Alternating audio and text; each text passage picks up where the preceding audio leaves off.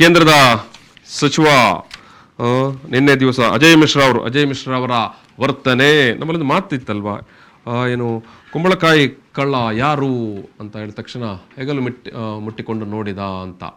ಕುಂಬಳಕಾಯಿ ಕಳ್ಳ ಯಾರು ಅಂತ ಕೇಳಿದಾಗ ಹೆಗಲು ಮುಟ್ಟಿಕೊಂಡು ನೋಡಿದ ಅಂತ.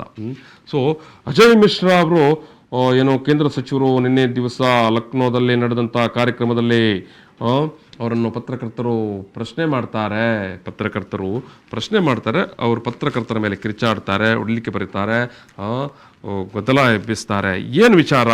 ಎಸ್, ಸಾರ್ವಜನಿಕ memory, people's memory is very short ಅಂತ ಹೇಳ್ತೇವಲ್ಲ, ಮರೆತು ಹೋಗಿರಬಹುದು ಒಂದಷ್ಟು ಜನಕ್ಕೆ. ಉತ್ತರ ಪ್ರದೇಶದ ಲಖೀಂಪುರ ಕೇರಿಯಲ್ಲಿ ಕಾರು ಅವಘಡ ಅಂತ ಹೇಳಿದ್ರೆ ಅದು ಉದ್ದೇಶಪೂರ್ವಕವಾದ ನಡೆಸಲಾದ ಅವಘಡ.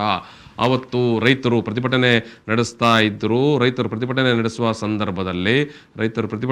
ಸಂದರ್ಭದಲ್ಲಿ ಆ ರೈತರ ಮೇಲೆ ಇದೇ ಅಜಯ್ ಮಿಶ್ರಾ ಅವರ ಮಗ ಓಡಿಸ್ತಾ ಇದ್ದಂಥ ಅಜಯ್ ಮಿಶ್ರಾ ಅವರ ಪುತ್ರ ಆಶೀಶ್ ಮಿಶ್ರಾ ಅವರು ಓಡಿಸ್ತಾ ಇದ್ದ ಕಾರು ಪ್ರತಿಭಟನೆ ಕುಳಿತಿದ್ದ ರೈತರ ಮೇಲೆ ಹೋಗುತ್ತೆ. 4 ಮಂದಿ ರೈತರು ಸಾಯ್ತಾರೆ.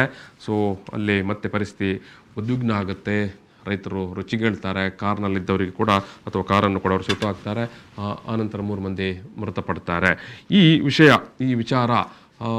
ವಿಚಾರದ ಹಿನ್ನೆಲೆಯಲ್ಲಿ ಒಂದು ಮಾತು ಹೇಳಿ ನಾನು ನಿನ್ನೆಯ ಗಲಾಟೆ ವಿಚಾರಕ್ಕೆ ಬರ್ತೇನೆ. ಈ ರೈತರ ಮೇಲೆ ಕೇಂದ್ರ ಸಚಿವ ಅಜಯ್ ಮಿಶ್ರಾ ಅವರ ಪುತ್ರನ ಕಾರು ಓಡುವ ಮೊದಲ ದಿವಸ ಆಶೀಶ್ ಮಿಶ್ರಾ ರೈತರ ಪ್ರತಿಭಟನೆ ಮೇಲೆ ಅಥವಾ ಧರಣಿ ಕುಳಿತಂಥ ರೈತರ ಮೇಲೆ ತನ್ನ ಕಾರನ್ನು ಹಾಯಿಸುವ ಮೊದಲ ದಿವಸ ಆ ಊರಿನಲ್ಲಿ ರೈತರು ಹೇಳಿದ್ದರು, ಕೇಂದ್ರ ಸಚಿವರು ಅಜಯ್ ಮಿಶ್ರಾ ಅವರು ನಮ್ಮ ಊರಿಗೆ ಬಂದಾಗ ನಾವು ಕಪ್ಪು ಬಾವುಟ ಪ್ರದರ್ಶನ ಮಾಡ್ತೇವೆ ಅಂತ. ನಮ್ಮ ಬೇಡಿಕೆ 3 ಕೃಷಿ ಕಾಯ್ದೆಯನ್ನು ವಾಪಸ್ ತೆಗೆದುಕೊಳ್ಳಬೇಕು. ದೇಶವ್ಯಾಪಿಯಾಗಿ ಪ್ರತಿಭಟನೆ ನಡೀತಂಡು ನಾವು ಕೂಡ ಇದನ್ನು ಮಾಡ್ತಾ ಇದ್ದೇವೆ. ಅಜಯ್ ಮಿಶ್ರಾ ಅವರು ನಮ್ಮ ಊರಿನವರು, ನಮ್ಮ ಪ್ರತಿನಿಧಿ ಕೇಂದ್ರ ಸಚಿವರು ಅವ್ರು ಬರುವ ನಾವು ಕಪ್ಪು ಬಾವುಟ ಪ್ರದರ್ಶನ ಮಾಡ್ತೇವೆ ಅಂತ. ರೈತರ ಈ ಹೇಳಿಕೆಗೆ ಅಜಯ್ ಮಿಶ್ರಾ ಅವರು ಅದೇ ದಿವಸ ಪ್ರತಿಕ್ರಿಯೆ ಕೊಟ್ಟಿದ್ದರು. ಏನಂತ? ಕಪ್ಪು ಬಾವುಟ ಪ್ರದರ್ಶನ ಮಾಡಿದರೆ ಏನು ಮಾಡಬೇಕಂತ ನನಗೆ ಗೊತ್ತುಂಟು ಅಂತ. ನಾನು ಬರುವಾಗ ಕಪ್ಪು ಬಾವುಟ ಪ್ರದರ್ಶನ ಮಾಡಿದರೆ ಏನು ಮಾಡಬೇಕಂತ ನನಗೆ ಗೊತ್ತು ಉಂಟು ಅಂತ. ಎಸ್, ಅಂದರೆ ನೇರವಾಗಿ ಅವರು ಒಂಥರ ಸವಾಲು ಕೂಡ ಅಂತ. ಏನಂತ ಹೇಳಿದ್ರೆ, ನೀನೇನು ಮಾಡ್ತೀವಿ, ನಾನು ನೋಡ್ಕೊಳ್ತೇನೆ ಅಂತ.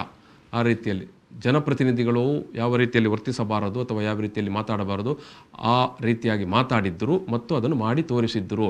ನೀವು ಕಪ್ಪು ಬಾವುಟ ಪ್ರದರ್ಶನ ಮಾಡಿದರೆ ಏನು ಮಾಡಬೇಕಂತ ನಮಗೆ ಗೊತ್ತು ಉಂಟು ಅಂತ ಅಜಯ್ ಮಿಶ್ರಾ ಹೇಳಿದ್ದರು. ಮರುದಿವಸ ರೈತರು ಕಪ್ಪು ಬಾವುಟ ಪ್ರದರ್ಶನ ಮಾಡಿದಾಗ ಇದೇ ಅಜಯ್ ಮಿಶ್ರಾ ಅವರ ಕಾರು ಧರಣಿ ಕುಳಿತಂಥ ರೈತರ ಮೇಲೆ ಹಾದು ಹೋಗುತ್ತೆ. ಅಲ್ಲಿ ರೈತರು ಸಾಯ್ತಾರೆ. ಎಸ್, ಇದು ನಡೆದಿದ್ದಂಥ ಘಟನೆ.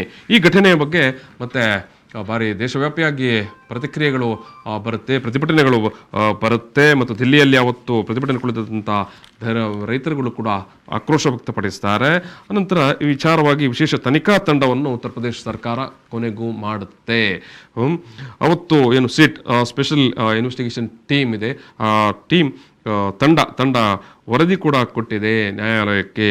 ರೈತರ ಹತ್ಯೆ ಅದೊಂದು ಯೋಜಿತ ಪಿತೂರಿ ಅಂತ. ಅದೊಂದು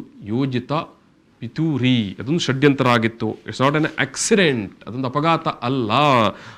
ಉತ್ತರ ಪ್ರದೇಶದ ಲಖೀಂಪುರ್ ಕೇರಿಯಲ್ಲಿ ಕಾರು ಅವಘಡದಿಂದ ನಡೆದ ರೈತರ ಹತ್ಯೆ ಯೋಜಿತ ಪಿತೂರಿಯಾಗಿತ್ತು ಅಂತ ವಿಶೇಷ ತನಿಖಾ ತಂಡ ಮೊನ್ನೆ ದಿವಸ ಹೇಳಿದೆ.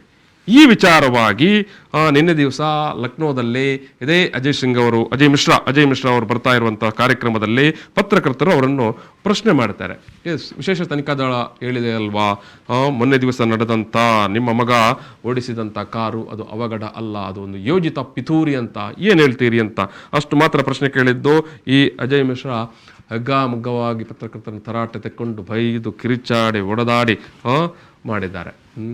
ಸೊ ಸಾಮಾನ್ಯವಾಗಿ ಜನಪ್ರತಿನಿಧಿಗಳು ಯಾವ ಅಧಿಕಾರ ಅಥವಾ ಯಾವ ಮಂತ್ರಿ ಮಹೋದಯ ಇರಬಹುದು, ಸಾರ್ವಜನಿಕ ಒಂದು ವೇದಿಕೆಯಲ್ಲಿ ಮಾಧ್ಯಮ ಪ್ರತಿನಿಧಿಗಳು ಪ್ರಶ್ನೆ ಕೇಳುವಾಗ ಎಸ್ ಆರ್ ನೋ ಅಥವಾ ಅದಕ್ಕೊಂದು ಸ್ಪಷ್ಟನೆ ಅಥವಾ ಅದಕ್ಕೊಂದಷ್ಟು ವಿವರಣೆಗಳನ್ನು ಕೊಡ್ತಾರೆ ವಿನಃ ಆಫ್ಟರ್ ಆಲ್ ತಪ್ಪಿಸ್ಕೊಳ್ಬೇಕಂತಿದ್ರೆ ನಾನು ನೋ ಕಮೆಂಟ್ಸ್ ಅಂತೇಳಿ ಹೋಗಿಬಿಡ್ತಾರೆ, ನಾನೀಗ ಪ್ರತಿಕ್ರಿಯೆ ಕೊಡೋದಿಲ್ಲ ಅಂತ.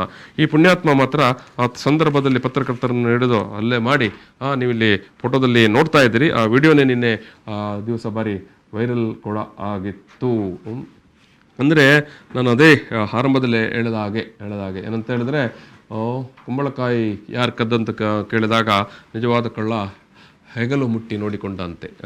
ಅದೇ ರೀತಿಯಾಗಿ ಈಗ ಎಸ್ ತನಿಖೆ ಆಗಿದೆ, ತನಿಖೆ ನಡೀತಾ ಉಂಟು, ಅದರ ಬಗ್ಗೆ ನಾನು ಅಪೀಲ್ ಮಾಡ್ತೇನೆ, ಮತ್ತೊಂದು ಇನ್ನೊಂದು ಏನಾದರೂ ಒಂದು ಸ್ಪಷ್ಟೀಕರಣ ಬಹುಶಃ ಪತ್ರಕರ್ತರು ಅದನ್ನೇ ನಿರೀಕ್ಷೆ ಮಾಡಿರ್ತಾರೆ ಸಾಮಾನ್ಯವಾಗಿ. ಆದರೆ ಈ ಮಿಶ್ರಾ ಮಾತ್ರ, ಅಜಯ್ ಮಿಶ್ರಾ, ಕೇಂದ್ರ ಸಚಿವ ಅಜಯ್ ಮಿಶ್ರಾ ಮಾತ್ರ ಯದ್ವಾತದ್ವಾಗಿ ನಿನಗೆ ತಲೆ ಕೆಟ್ಟಿದೆಯಾ, ಫೋನ್ ಬಂದ್ ಮಾಡು, ಈ ರೀತಿಯಾಗಿ ಎಲ್ಲ ಪತ್ರಕರ್ತನಿಗೆ ಕಿರ್ಚಾಡ್ತಾರೆ. ಪತ್ರಕರ್ತನ ಕೊರಳ ಪಟ್ಟಿಯನ್ನೇ ಎಳೆದಾಡಿ ಮತ್ತೊಂದಷ್ಟು ಅವಾಚ್ಯ ಶಬ್ದಗಳಿಂದ ನಿಂದಿಸಿದ್ದಾರೆ. ಇದು ಸಾರ್ವಜನಿಕವಾಗಿ ಬಹಿರಂಗವಾಗಿ ನಿನ್ನೆ ನಡೆದಂಥ ಆ ಘಟನೆ, ವಿಡಿಯೋ ಎಲ್ಲದು ವೈರಲ್ ಆಗಿದೆ. ಸೊ ಅಷ್ಟು ಮಾತ್ರ ಅಲ್ಲ, ಪತ್ರಕರ್ತರ ಮೊಬೈಲನ್ನು ಕೂಡ ಕಸಿದುಕೊಂಡು ಏನು ನೀವು ರೆಕಾರ್ಡ್ ಮಾಡ್ತೀರಿ, ಏನು ಪ್ರಶ್ನೆ ಕೇಳ್ತೀರಿ ಅಂತೇಳಿ ತಾರಾಮಾರವಾಗಿ ಮಾತಾಡಿದ್ದಾರೆ. ಅಜಯ್ ಮಿಶ್ರಾ ಅವರ ಈ ವರ್ತನೆಗೆ ಪ್ರತಿಪಕ್ಷಗಳು ನಿನ್ನೆ ತೀವ್ರವಾಗಿ ಆಕ್ರೋಶ ಕೂಡ ವ್ಯಕ್ತಪಡಿಸಿತ್ತು. ಆದರೆ BJP ಮಾತ್ರ ಭಾರಿ ಮುಜುಗರ ಅನುಭವಿಸಿತ್ತು. ಎಸ್, ಯಾವ ನೆಲೆಯಲ್ಲಿ ನೀವು ಇದನ್ನು ಸಮರ್ಥನೆ ಮಾಡಿಕೊಳ್ತೀರಿ ಅಂತ ಆಗಬೇಕಲ್ಲ. BJPಗೆ ಒಂಥರ ಇಕ್ಕಟ್ಟು, ಇಕ್ಕಟ್ಟಿಗೆ ನಾವು ಸಿಕ್ಕಿ ಬಿದ್ದೆವು ಅಂತ ನಿನ್ನೆನೆ BJPಯ ಹಿರಿಯ ನಾಯಕರೊಬ್ಬರು ಉತ್ತರ ಪ್ರದೇಶದಲ್ಲಿ ಕೂಡ ಹೇಳಿದ್ದಾರೆ ಕೂಡ. ಸೊ ಇದು ನಡೆದಂಥ ವಿಚಾರ.